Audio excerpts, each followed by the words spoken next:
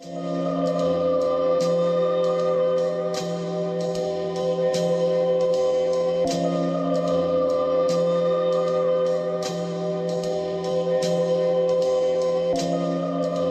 I said earlier, I also kind of like that Antonioni style. And yet Antonioni doesn't do it for you. You're not turned on by Antonioni. No. Zabriskie Point. Well, that's the one I like. Okay, so you do like what is considered his fiasco. Fiasco is the one I like, yeah, exactly. What some people think is an example of exactly what you're saying about a director's career. No, Zabriskie Point is interesting. I mean, actually, all those Campus Radical movies from 1970 were interesting to one degree or another.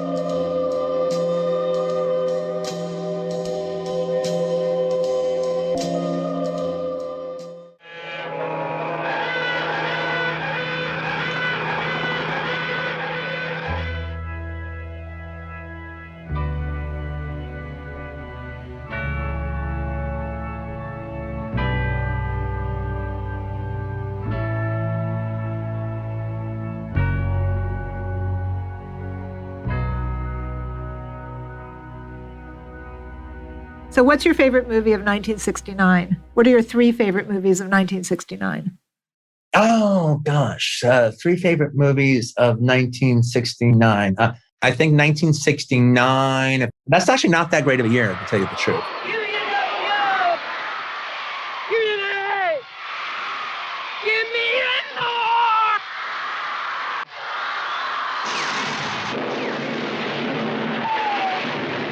Off the top of my head, I think my three favorite movies are, it would probably be one of the spaghetti westerns. I actually think, I think it's 1969 as well, is Yellow Submarine. The Monkees movie Head, which I believe is 1969. Head is a fucking masterpiece, if you ask me.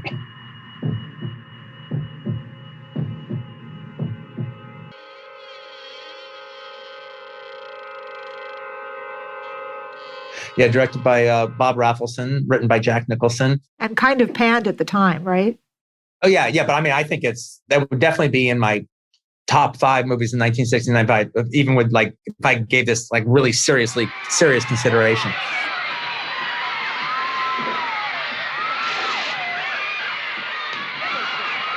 That's a pretty hippy-dippy version, too. Yeah, that's because Head is very trippy. Yeah.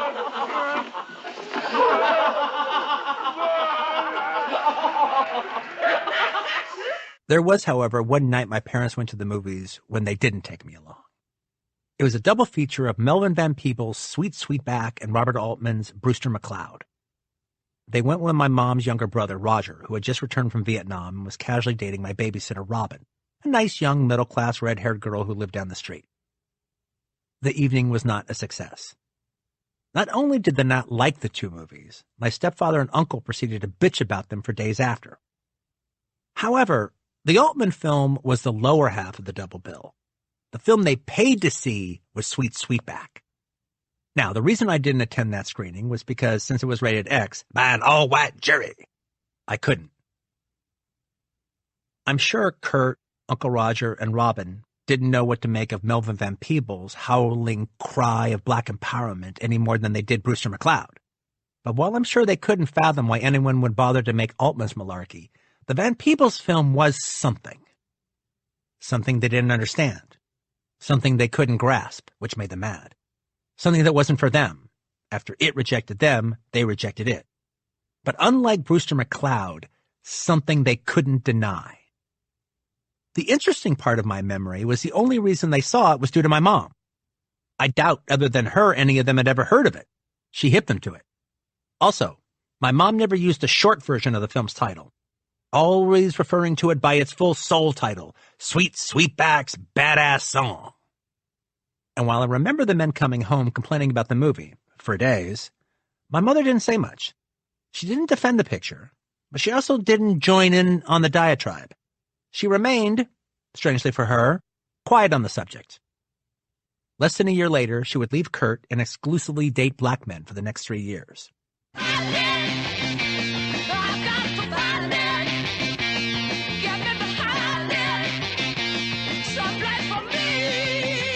Managed his library in a big way.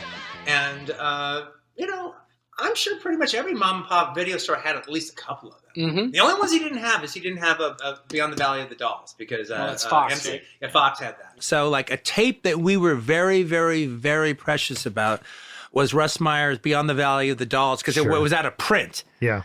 So I think at a certain point we required like a $200 deposit just to rent it because if you lost it, it could never be replaced, and it was worth that much.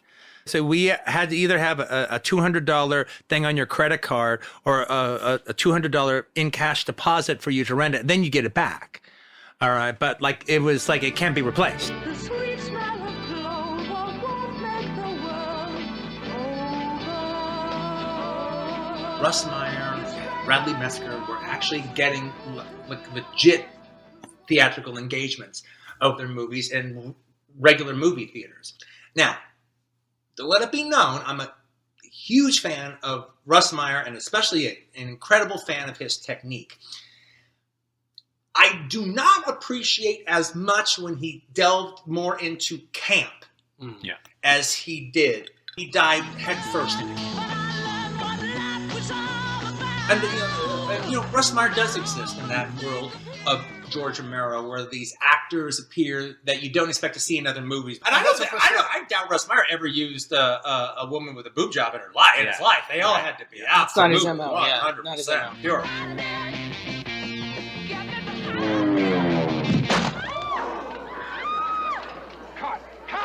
Easy Rider, starring the aforementioned Dennis Hopper, Peter Fonda, Jack Nicholson. Well, Easy Rider is, when Columbia threw out their catalog of films to choose for the 60s, the du jour one that, of course, I'm going to choose is going to be Easy Rider. It's might be the single greatest example of 60s cinema in almost every way, all right, because of both the culture it projects, the aesthetic it projects, and just even the idea that finally a movie and the counterculture hooked up with each other in a way that the people of that culture actually accepted Easy Rider. Yeah. Because I think before that, even though biker films had existed, and Peter Fonda in particularly, and Roger Corman's Wild Angels, which started the whole biker film subgenre that this is officially a part of, even though it's not coming from the Hells Angels point of view. There still always was an aspect of an older generation who doesn't quite understand it, making these movies for a younger generation that are ultimately too hip to buy Hollywood's version of it. Mm-hmm. And I think that's a common case in a lot of Hollywood movies where they try to capitalize on a movement or a youth movement in particular and try to regurgitate a movie for that movement. It's usually seen as the fraud that it usually is, not always, but usually is. But that was not the case with Easy Rider. One, it wasn't a studio movie. BBS made it. They had an output deal with Columbia, but they were able to truly do their own thing. So because Dennis Hopper was able to kind of do what he wanted, he created a new type of movie, and it caught on with audiences because it felt like, oh, hey, this is a movie for us by people like us. It's talking to us. It's not interpreting for us. Right. And it's not talking down to us. I think Alice's Restaurant fits into that category as well. Positively, the two early Greenwich Village De Palma movies, Greetings and Hi Mom, absolutely feel like they were made by the people of the counterculture for said culture. But what makes Easy Rider different from the rest was it's just incredible, phenomenal success. An interesting thing also about Easy Rider, before we get into watching the film, is Easy Rider probably is one of the most specific movies probably ever released by a Hollywood studio that is like specific to its era. It captures the 60s in a way that's tangible. And so almost in a way, if you're trying to describe to somebody the 60s in terms of movies, you could show them Easy Rider and never have to show them anything else. Yeah. But there's an interesting thing about that because of that, Easy Rider kind of goes in and out of fashion. There are times in the 50 years since Easy Rider has been made that it looks more dated than it does. Like today, I don't think Easy Rider looks incredibly dated, but in the 80s, it looked very dated. when you watched Easy Rider. It seemed like a document of its time, and this was not its time. But then in the 90s, it didn't look so dated.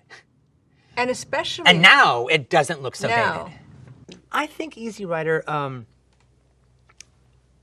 is part of a group of what I call American outlaw movies that were all made by directors that made a special kind of movie their own way, without not much help from outside forces, and kind of forced the movie together their way. And then, much to everybody's surprise, that movie did well nationwide, all right, where it became very popular in a way that couldn't be predicted, but not like a Los Angeles success or like a New York success, like like for instance the De Palma movies we mentioned before, Greetings to the High Mom. Well, that didn't do well all over the place, but it did very well in New York.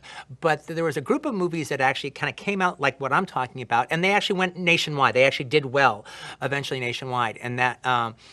And I think that list would include George Romero's Night of the Living Dead. I think it includes Melvin Van Peebles, this is not in any order, Melvin Van Peebles' Sweetback's Baadasssss Song. It includes Russ Meyer's Beyond the Valley of the Dolls, Tom Laughlin's Billy Jack, and Dennis Hopper's Easy Rider. And Easy Rider, almost like Rosemary's Baby or something, made about something like $30 million back when, that was an astronomical amount.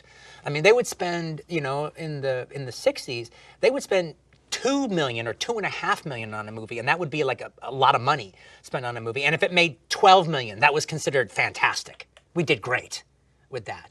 And then Easy Rider just was just went through the roof. Henry Fonda said, God, Peter made a movie that made almost more money than all my movies put together. There was no expectations, all right? Least of all from Dennis and Peter.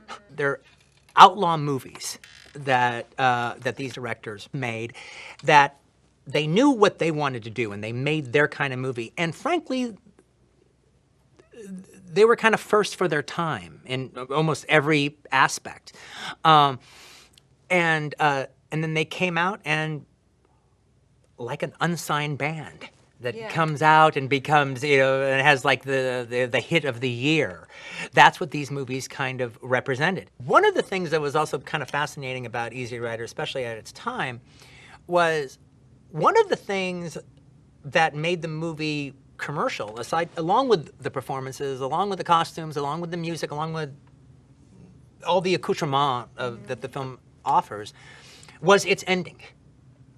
Its nihilistic ending, the idea that the characters would die senselessly for no reason whatsoever, and just be left there, their blood staining the asphalt. And that became one of the commercial aspects of the movie, because it kind of promoted a new view amongst young people in America. Is, well, you can't win. Yeah.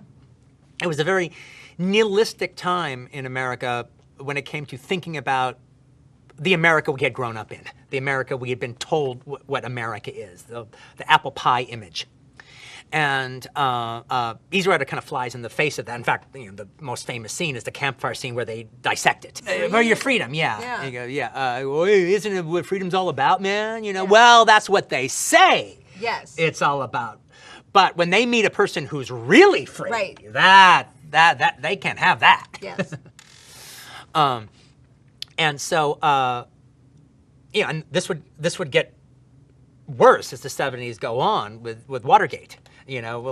All of our institutions we had been taught were all found to be wormy and full of wormholes, and that even became a big thing in cinema itself, where it was like, to some degree or another, almost the reason to do historical pictures is to show the fraud that historical pictures in Hollywood had been up until now. Mm-hmm. With Easy Rider, it's a worldview. It's a worldview, and in a strange way, if you think about it, it's, I hadn't thought about this before until just now. In a weird way, the ending is actually what makes Easy Rider have a story. I don't even know if you could say Easy Rider has a story until the ending. Yeah. Because the ending makes what's happened before a story. Yeah. Well, it makes them martyrs. In particular, they have to get killed by that especially ugly redneck. Almost what makes it a story and what makes it martyrs is that those guys kill them. If they were just hit by a big rig, that came out of nowhere when they were crossing the highway, well, that's not an ending to their journey. That's just an accident. And if they were killed by cops, well, that's almost too much of a pointed. Right. That's okay. Now we got to make bad guys. But in a weird way, it's like those hippies are truly representing the old America. I don't think it was actually. I mean, I think it probably was for the first few audiences. But then I actually think people knew it. I think at a certain point it became so successful. I think people at a certain point knew it going in, that was going to how it was going to be, and because their friends told them about it. White boys, white boys, white boys.